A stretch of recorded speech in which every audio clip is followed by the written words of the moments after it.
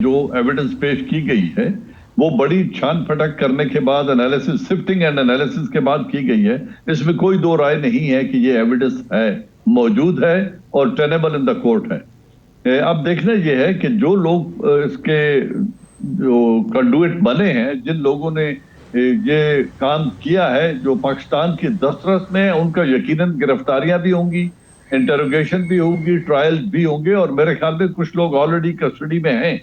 लेकिन वो किरदार जो बैरूनी ममालिक में है या जिन्होंने ट्रांजैक्शन की है, तो इसका एक ऑफेंस है मनी लॉन्ड्रिंग का, एक वायलेशन है यूएन की उन प्रोविजंस की जो नॉन इंटरफेरेंस की पॉलिसी है एक इंडिपेंडेंट स्टेट के अंदर, उनकी वायलेशन हुआ है। तो कुछ केसेस ऐसे हैं जिनको यूएन में ले जाया जाएगा, सेक्रेटरी जनरल के पास या सिक्योरिटी काउंसिल के पास या एफएटीएफ के पास, जहां पे ये शवाहिद रखे जाएंगे ताकि हिंदुस्तान के भी मनी लॉन्ड्रिंग और नॉन जो इंटरवेंशन है एक इंडिपेंडेंट स्टेट के अंदर, उसको बेनकाब किया जाए। जो स्टेट स्पॉन्सर्ड टेररिज्म है उसको बेनकाब करने के लिए ये एविडेंस है और राइट फोरम पर यकीनन ये पेश की जाएगी, इसमें कोई दो राय नहीं है। जो लोग हमारी कस्टडी में हैं उनके ट्रायल भी होंगे।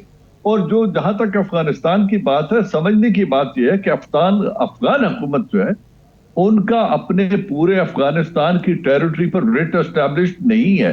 सो अगर अफगानिस्तान की सरजमीन यूज हो रही है, हिंदुस्तान उसको इस्तेमाल कर रहा है, तो इसमें यह जरूरी नहीं है कि उसमें रजा शामिल है अफगान गवर्नमेंट की। उनकी मर्जी के बगैर भी थर्ड कंट्री लॉन्चेस जो होती हैं वो की जाती हैं, ऑपरेशन करते रहते हैं। कुलभूषण यादव ईरान से आया था, तो इसका ये मतलब नहीं है कि ईरान की हुकूमत के ताउन से आया था। हुकूमत ने, इंडियन गवर्नमेंट ने फॉल्स आइडेंटिटी देके उसको वहां पे भेजा बिजनेस के लिए और एक्चुअल मकासद थे। इसे हम इंटेलिजेंस नेगेटिव में थर्ड कंट्री लॉन्चेस कहते हैं या थर्ड कंट्री बेस्ड ऑपरेशंस कहते हैं, जो एक न्यूट्रल कंट्री होता है।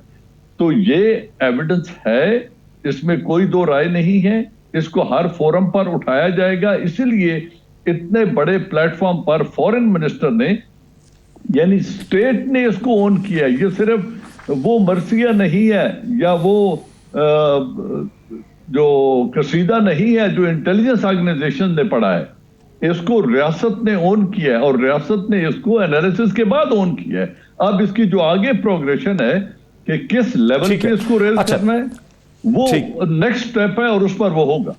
ठीक, अच्छा शाहिद मलिक साहब, आप उम्र भर डिप्लोमेट रहे, डिप्लोमेसी को आपने देखा, इल्ज़ामात, काउंटर इल्ज़ामात, मतलब एलिगेशंस, काउंटर एलिगेशन, ये सारी चीज़ आप देख रहे हैं। आप बहुत ही मुश्किल वक्त में पाकिस्तान के हाई कमिश्नर रहे हिंदुस्तान के अंदर। मुंबई की टेररिज्म के बाद 2008 के बाद आप वहाँ पे थे। आपने ये सारे exchanges, drafts, allegation, memorandums, United Nation से हिंदुस्तान ने जो कुछ शेयर किया, वो सब कुछ आपने देखा है। रुस्तम शाह मोहम्मद साहब कहते हैं कि सक्सेसिव प्रोसिक्यूशन होनी चाहिए। मैं भी फॉलो करता रहा हूँ, बहुत ही कम इंस्टेंसेस हैं जहाँ पर हिंदुस्तान कोई सक्सेसफुल प्रोसिक्यूशन कर सका है। मासब अजमल कसाब के बाकी केसेस मैंने देखे, बहुत से जो लोग थे वहाँ पे वो साबित कुछ नहीं कर सके, हालांकि उसमें था। अच्छा, फिर हमने पाकिस्तान की कोर्ट्स में भी ये देखा है कि अगर एक करप्शन का इल्ज़ाम लगता है एक आदमी पे, तो वो कहता है कि मेरे बेटे जो हैं, कोई पॉलिटिशियन है वो कहता है कि अब मेरे बाकी चीज़ें, इन्फॉर्मेशन जो है वो मेरे बेटों को है, पास है, वो बेटे मेरे यहाँ पे नहीं है, ये मेरा फ़लाँ रिश्तेदार है, ये अकाउंटेंट है, वो वहाँ पे नहीं है। इसलिए अदालत के सामने ये होता है कि चीज़ें जो हैं वो कंप्लीट नहीं हुई।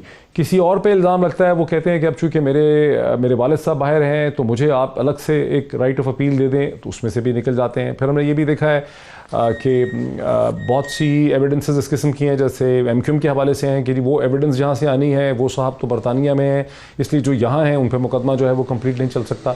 तो आप समझते हैं कि ये जो मामला हैं, जिस किस्म की पोजीशन पाकिस्तान फॉरेन ऑफिस ने ली है, ये अदालती मैटर्स के ज़रिए सेटल हो सकती है या इसको किसी और तरह से पुश करना होता है इस नैरेटिव?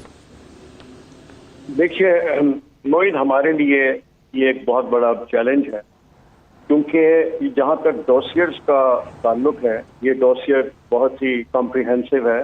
मैंने देखा तो नहीं, लेकिन अखबार में जो पढ़ा है और जो टेलीविज़न वगैरह पे देखा है, इससे पहले हम कई डॉसियर्स जो हैं हिंदुस्तान के हवाले कर चुके हैं और उन डॉसियर्स में इतनी तफसील नहीं थी जितनी इसमें है, लेकिन बहरहाल इस किस्म की एविडेंस हमने उनको ज़रूर पहुंचाई है। एक फोरम था जॉइंट एंटी टेरर मैकेनिज्म, जो कि 2006 में बना था और उसके तहत हमने یہ ٹیررزم اینٹی ٹیرر میکینزم کے تحت ہم نے ہندوستان کو ڈوسیئر پیش کیے.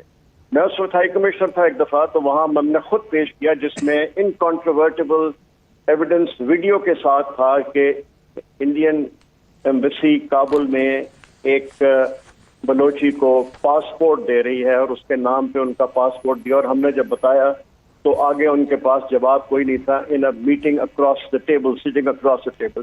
تو ڈوسیئر دیے جا چکے ہیں پہلے بھی, اب یہ ڈوسیئر دیا ہے. اب مسئلہ یہ ہے کہ ہم اس کو آگے ثبوت کے باوجود بات کو آگے لے جانے کے لیے ہمارے پاس کیا ہے.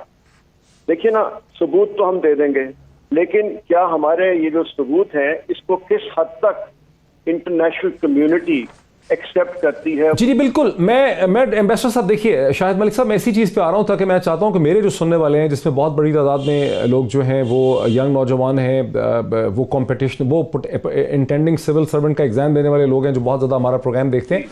یہاں پہ تو مجھے جو سمجھ آتی ہے, correct me if I am wrong, کہ یہ تو انٹرنیشنل لیوریج کی بات ہے. آپ کے کس طرح سے آپ کی انٹرنیشنل کنیکٹیوٹی اور لیوریج ہے, کتنے آپ کے تعلقات ہیں, یہاں پر کوئی سچائی کا یا موریلٹی کا کسی اور چیز کا کوئی تعلق مجھے نظر نہیں آ رہا. فار انسٹنس یہ کہ بالا کوٹ کی اسٹرائک کے بعد دیکھیں 4 کنٹریز نے کہا کہ Pakistan should accept that, Australia, امریکہ, برطانیہ اور فرانس.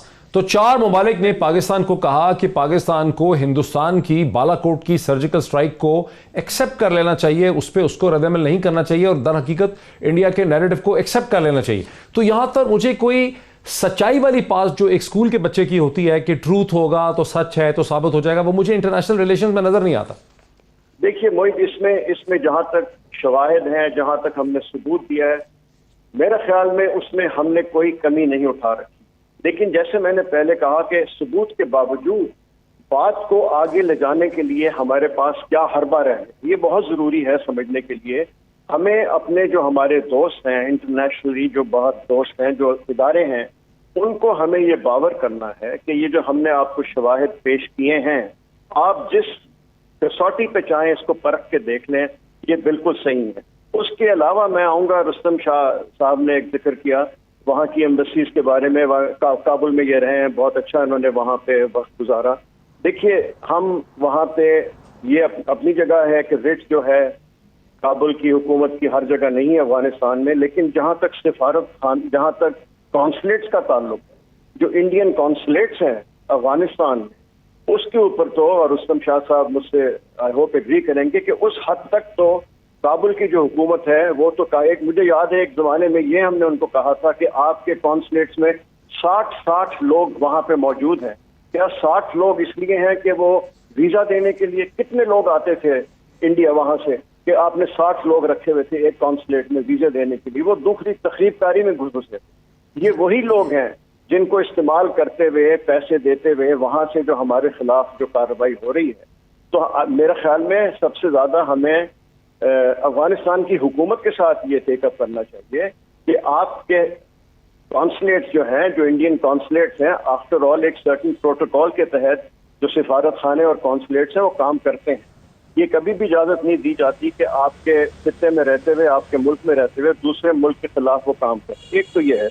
دوسرے پھر انٹرنیشنل کمیونٹی ہے, پھر UN ہے, پھر ہمارے اور دوست ہیں. ہم کو چاہیے کہ ان کو ایسا انکانٹروورٹیبل ایویڈنس دیں کہ ان کو یہ موقع نہ دیا جائے کہ وہ ہمیں کہیں کہ آپ کی اس چیز میں یہ کمی ہے, یہ کمی ہے, یہ کمی ہے. اور مجھے پورا یقین ہے کہ اس دفعہ جو ہم نے ایویڈنس تیار کیا ہے وہ کوئی بھی اس کو جھٹلا نہیں سکے گا. اب بات یہ ہے کہ آگے کیسے لے کے بڑھنا ہے. ہم نے تو لے لیا, لیکن دیکھیے let's call a speed a speed.